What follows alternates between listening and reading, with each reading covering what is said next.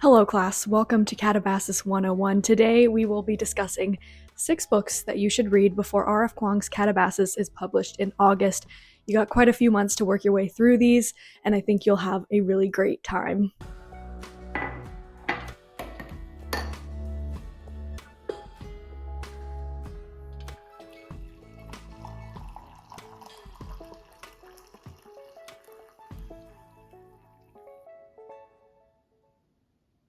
R.F. Kuang, The Queen That You Are. I am so excited for this book. I'm going to absolutely just munch it up. I cannot wait. August is so far away. The books that I am going to be recommending to you today are some ancient Greek, Roman, and Italian books, plays, and poems that all employ Katabasis. Now, before I get into these wonderful works of art, we need to talk about what the hell Katabasis actually is. Katabasis is an ancient Greek word that translates to descent into the underworld. It is basically a hero's journey into hell, into the land of the dead. Pretty awesome stuff, I know. Since a lot of these are very old, I'm going to give a quick note on the translations. For most of these, I've read multiple translations, so I'm going to give you my favorite one. For a couple of the other ones, I've only read one translation, but they were recommended to me by a classics professor that I had in uni, so I know that they're accessible, easy to understand, and I think you'll have a great time with them. I'll put the title and then the translator that I recommend for each. So without further ado, let's just dive right in to the underworld. See what I did there? So we already know that Katabasis is pulling a lot of inspiration from Dante's Inferno and Piranesi. It is kind of going to be those two worlds meeting together. So the first one that I want to recommend is, of course, going to be Inferno by Dante Alighieri. This is a 14th century Italian narrative poem about a man named Dante who takes a dramatic journey into the 9 circles of hell in search of redemption.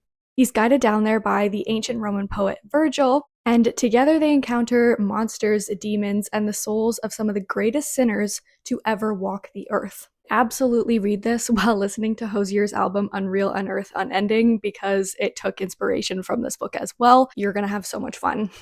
For Inferno, I'm going to be recommending the translation by J.G. Nichols. This one is published in Alma Classics. It has this orange cover, beautiful orange cover actually. And what I really like about this translation is that he has the Italian and the English side by side. So if you speak Italian, you can compare the two. And he also has some really great footnotes that help to explain what is going on, because there are a lot of obscure references throughout the text. Next, I'm going to recommend what is my favorite epic poem of all time. It's so good, and if you ever get a chance to read it in Latin, please tell me how it is, because apparently it's beautiful. And that is this 2,000-year-old epic poem called the Aeneid by Virgil. This poem was foundational for the creation of Dante's Inferno, and you'll notice that Virgil, the author, is a character in Dante's Inferno, the man who guides Dante to the underworld. This is definitely a text that is often overlooked and sometimes even belittled. It's described as being a fan fiction of Homer's Iliad and Odyssey, but it is so much more than that and is truly a work of art. I love it so much. I cannot shut up about it once you get me talking. So it's set right at the end of the Trojan War. The Greeks have infiltrated Troy and have burnt it to the ground. This follows our main character Aeneas, who is a Trojan refugee. He manages to escape the chaos of his city and get out and get on a ship. And his mother is Aphrodite, and she tells him, Aeneas, you are destined to be the founder of the Roman Empire, so you need to travel all the way to Italy so you can get that started. In Book 6, Chapter 6, Aeneas makes a journey into the underworld. And he's basically given a vision into the future about how the founding of the Roman Empire is going to go down. Like Dante, he also encounters several monsters, including Cerberus, the 3-headed dog that guards the gates to the underworld. And he also sees some of his dead friends, crewmates, Trojans, his dead father, and his dead lover. This poem is truly so beautiful, and I'm going to recommend to you the translation by Shadi Bartsch. She did an incredible job with it. In my opinion, this text is better than the Iliad and the Odyssey. I know that's a very controversial opinion, but I think it's so beautiful and it has a really special place in my heart. And this one is published by the Modern Library. Speaking of Homer, my next recommendation is going to be his Odyssey. This is a chunky one, but don't be intimidated. It's a lot of fun to read. This is another epic poem that takes place after the fall of Troy, but it's Greek, so it's much older than the Aeneid, which is a Roman text. The main character is, of course, Odysseus, and it is about his 10-year-long journey home from Troy to Ithaca, where he reunites with his wife and son, whom he hasn't seen in 2 decades. He encounters monsters, witches, giants, Laestrygonians, a cyclops, and in book 11, he makes a sacrificial rite that basically allows him to stand on the edge of the underworld to confer with ghosts. He sees his dead mother, his dead friends, his dead comrades who died on the shores of Troy, and that includes Achilles. And the reason I'm recommending this as an example of Katabasis is because it's just really cool to see how he summons the ghosts. I know he technically doesn't go into the underworld, but I do love those scenes so much. For the translation, I'm going to recommend to you the one done by Emily Wilson. It's beautiful. She does an incredible job, just like Shadi Bartsch. And this one is published by W.W. Norton and Company. Next, I'm going to recommend to you an ancient Greek play by the wonderful playwright Euripides. He has my entire heart. I love his work so much. And it is called Alcestis. This is a comedic but also slightly tragic play, and it is the oldest play that we have by Euripides. It's not the first one that he ever wrote, but it is the oldest one that we have in its entirety, which is pretty cool. Fun fact, Alcestis is, I'm pretty sure, the only character in Greek myth to die, make a Katabasis to the underworld, and then come back to the land of the living alive. So, quick rundown about what happens in this play. It follows Alcestis and her husband Admetus. Admetus is fated to die, but of course he doesn't want to, so his wife Alcestis decides that she is going to take his place and sacrifice herself so that he can stay alive and care for their family and just experience life to the fullest. So she dies, and it is actually really, really sad the way that Admetus grieves his wife. He says just some really heartbreaking and heart-wrenching things, and I actually want to share with you one little quick snippet of what he says that has stuck with me since I read this a couple months ago for the first time. It's truly so beautiful. So he's talking in reference to when his time comes to die. He says, "For I shall have them bury me in the same chest as you, and lay me at your side, so that my heart shall be against your heart, and never even in death shall I go from you. You alone were true to me." It's so beautiful. I love it.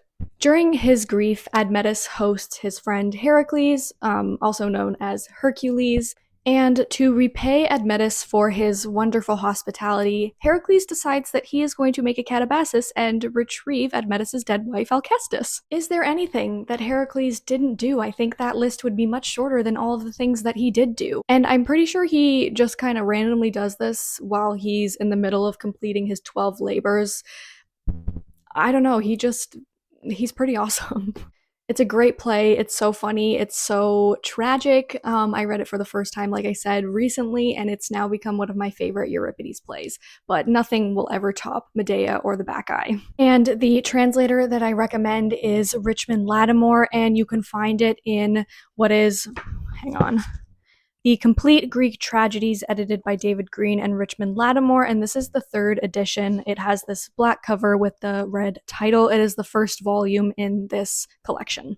Okay, next I've got what is probably the most famous example of Katabasis, and that is the myth of Orpheus and Eurydice, which is beautifully outlined in Ovid's Metamorphoses. Now, the thing about Ovid is that this book is not a narrative poem. It is an epic poem, but it's not necessarily narrative. There is no distinct beginning, middle, and end.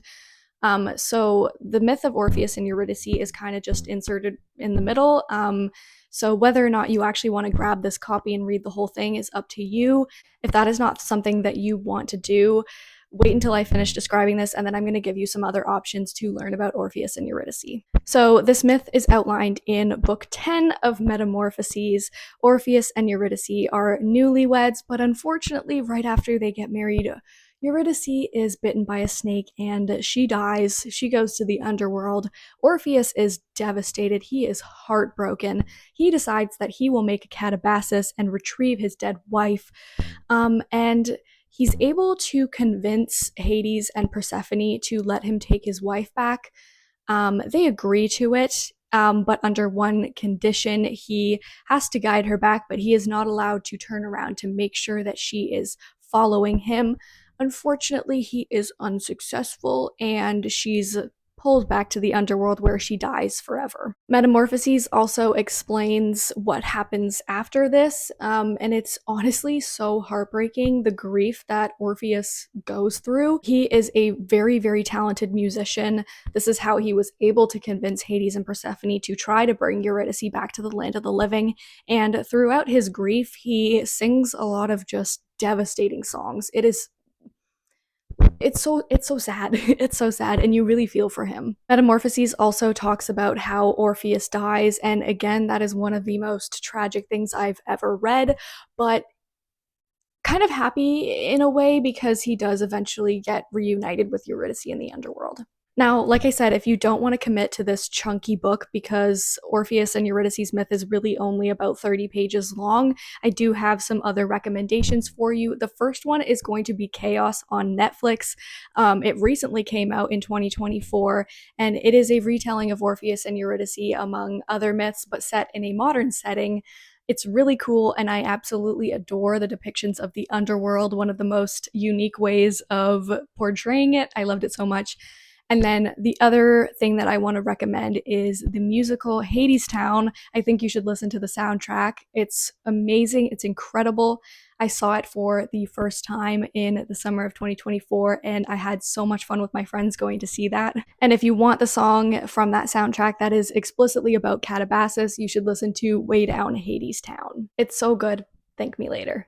The translation that I'm going to recommend to you today is by Charles Martin. The cover is stunning.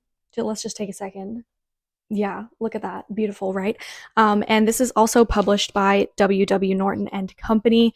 I love this translation so much. It's the only one I read of it, but it's the only one you're ever going to need. Also, just random side note, there is a rap battle that happens somewhere in the middle of this text, and just the way that it was translated is so awesome. So yeah, I'm gonna tell you just to read this whole thing, but also watch Chaos and also listen to Hadestown. Okay, and I saved the craziest book for last. This is an ancient Roman novel called The Golden Ass by Apuleius. How to describe this book? So it's about this guy named Lucius, and he is obsessed with finding evidence of witchcraft and speaking with witches and sorcerers. And on his quest to find these things, he accidentally gets turned into a donkey. Then he is stolen by a band of criminals who force him to perform tricks on stage. It's hilarious. There's a lot of storytelling that happens throughout the book. Lucius is at one point locked away in a prison of sorts, and there is a housekeeper there, and she tells him the story of Cupid and Psyche, and that happens in books 4 to 6. So this is where the Katabasis happens. I'm not going to explain the whole myth to you, but in short, basically, the goddess Aphrodite, or rather Venus because it's Roman, she hates Psyche because she's jealous of Psyche's beauty, and also because her son Cupid falls in love with Psyche and they want to get married and run away together, and Aphrodite's not happy with this. So she tells Psyche that if she's going to be with her son, that she must complete a quest, and Aphrodite gives her several interesting tasks that Psyche must complete. One of these tasks is to make a Katabasis to the underworld and come back with a box of Persephone's beauty. And Psyche does it, no problem. She does it so easily, no sweat, no tears. She's so badass, I love her. She's also one of the only quest heroines in Greek mythology and Roman mythology, and so you just have to love her. Like, there's no ifs, ands, or buts. You must love her. And as for the recommendation for the translator, I'm going to recommend the one by E.J. Kenney, and this is published in the Penguin Classics version. It's the one with this black cover. It's such a nice cover, but I feel like it doesn't do justice to what this story is actually about.